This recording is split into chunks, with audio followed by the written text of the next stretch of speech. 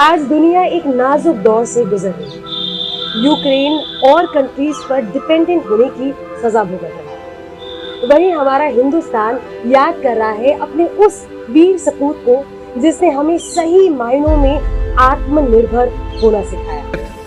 हिंदुस्तान में बनाए गए हथियार और असला से लड़कर विजयी निकलकर उभरेंगे। नमस्कार, मैं हूं आरजे आकृति और स्वागत है आप सभी का हिल टेल्स में।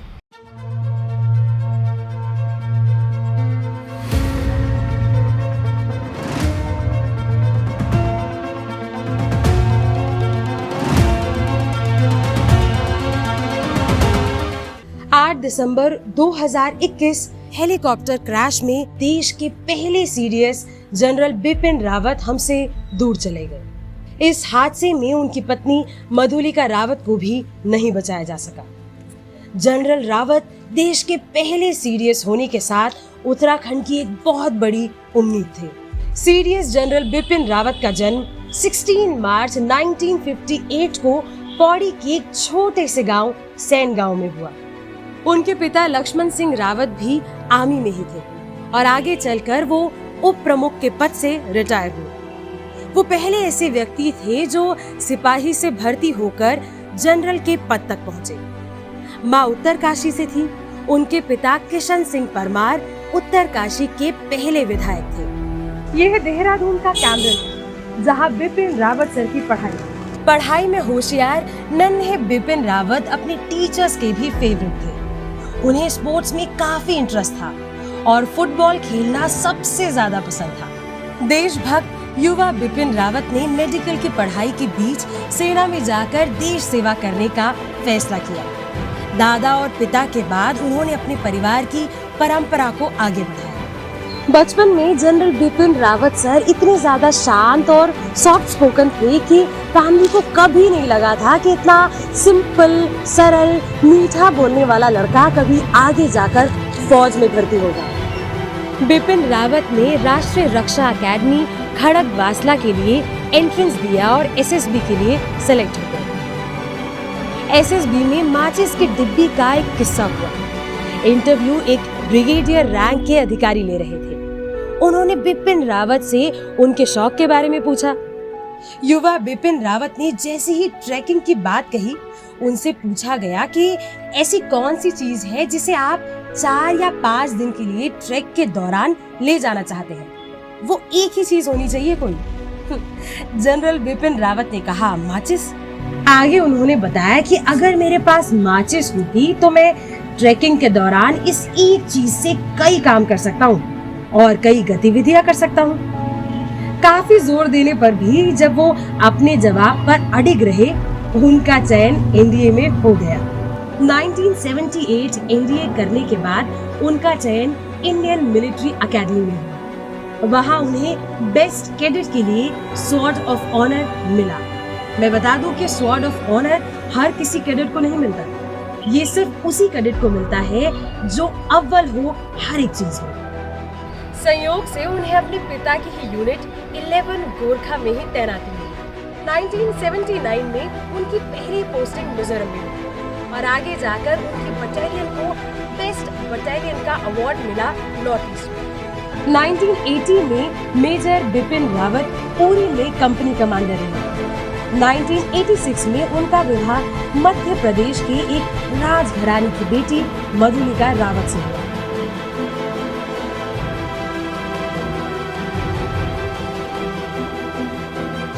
1987 में कर्नल के पद पर तैनात रहते हुए उन्होंने किबिथु में चीनी सेना के दाग फीटे कर दिए। ये वक्त था जब 1962 के बाद चीनी सेना ने भारत से सीधा गतिरोध किया था।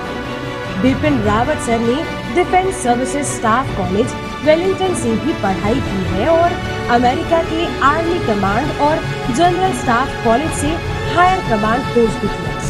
2008 में ब्रिगेडियर बिपिन रावत को कांगो मिशन के लिए भेजा गया, जहां आतंकवादियों ने खूनी तांडव मचा रखा था। यूएन पीस कीपिंग फोर्स की कमान संभालते हुए तब ब्रिगेडियर रावत ने आतंकवादियों पर कहर बनकर कॉन्गो में कई लोगों की जान बचाई। इस वीरता के लिए उन्हें फोर्स कमांडर्स कमेंडेशन से 2 बार सम्मानित किया गया। 2015-2016 में general Bipin Rawat surgical strike के मास्टर प्लानर के रूप में उभरे। एनएसए अजीत डोभाल और आर्मी चीफ जनरल दलबीर सुहाग के साथ बनाई रणनीति से दुनिया को पता चला कि ये भारत आज का है, देश के दुश्मनों को घर में घुस के मारता है। भारतीय सेना पर हमला करने वाले आतंकवादी चाहे म्यांमार से आए या पाकिस्तान से। 2015 में बतौर सेना की 3री कोर के प्रमुख जनरल रावत के अंडर में पहले म्यांमार में और फिर एज डिप्टी चीफ 2016 में पीओके में सर्जिकल स्ट्राइक कर भारत को विश्व शक्ति बना दिया। इन सर्जिकल स्ट्राइक में किसी भी सेना के किसी भी कमांडो की जान नहीं गई। अपने 38 वर्षों की शानदार सर्विस के दौरान उन्हें उनकी वीरता और लीडरशिप के लिए कई सम्मान मिले, जिनमें से एक परम विशिष्ट सेवा पदक, अति विशिष्ट सेवा पदक, उत्तम युद्ध सेवा पदक, सेना मेडल, विशिष्ट सेवा मेडल शामिल है। 2016 में बिपिन रावत भारतीय सेना के आर्मी चीफ बने। वो उत्तराखंड से दूसरे बिपिन थे जो इस मुकाम पर पहुंचे। इससे पहले पिथौरागढ़ के जनरल बिपिन चंद्र जोशी 1994 में इंडियन आर्मी चीफ रहे। दिलेर जनरल बिपिन रावत ने सेना प्रमुख के रूप में बहुत से साहसिक फैसले लिए। जनरल बिपिन रावत सर ने जितने भी पूर्व जनरल थे उनकी फैमिलीज को कॉल किया, उन्हें अपना पर्सनल नंबर दिया और कहा कि जब भी आपको जरूरत हो मैं आपकी सेवा में हाजिर हूँ। इस बात पर जो पूर्व जनरल बिपिन जोशी सर थे उनकी वाइफ बहुत ज्यादा भावुक हुई और भावुक होकर उन्होंने कहा कि तुम पहले जनरल हो जिसने मुझे कॉल किया, मुझे याद किया और इतना सम्मान दिया। जनरल रावत ने चाहे सिपाही हो या ऑफिसर सबको बराबर सम्मान दिया। वो जवानों के बीच बेहद मशहूर थे।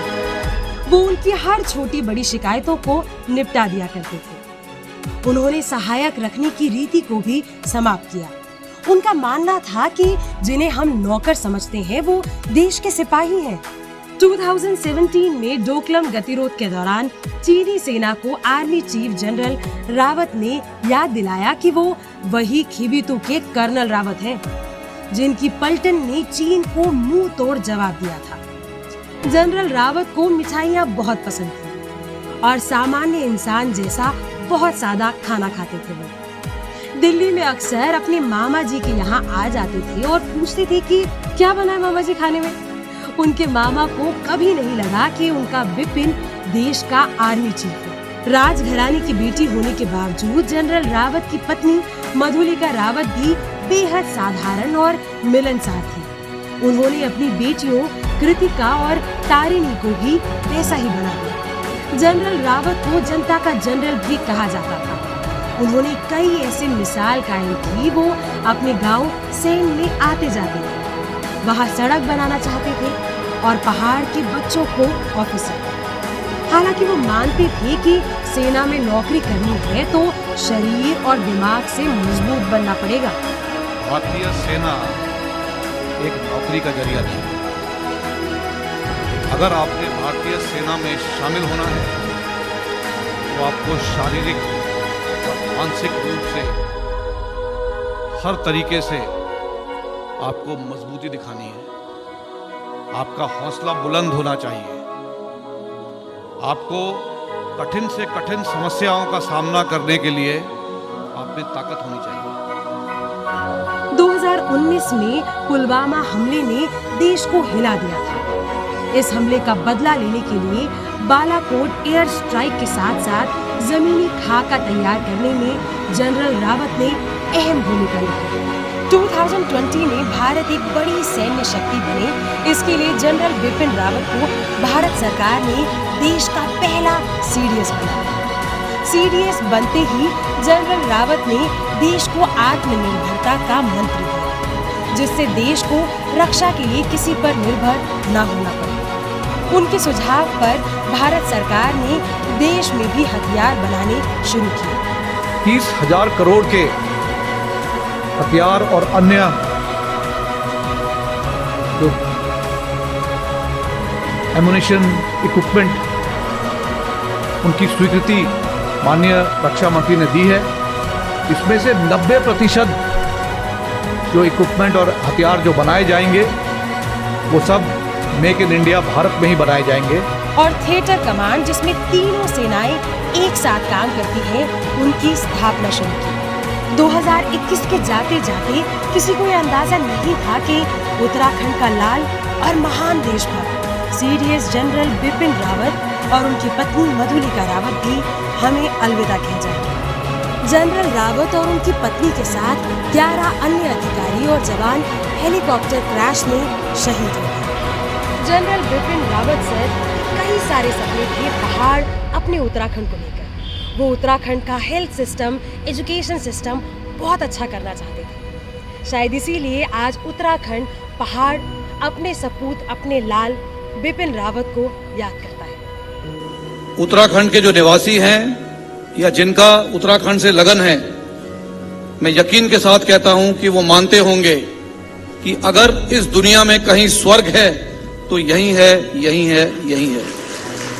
आज के हिल टेल्स की कड़ी के लिए इतना ही।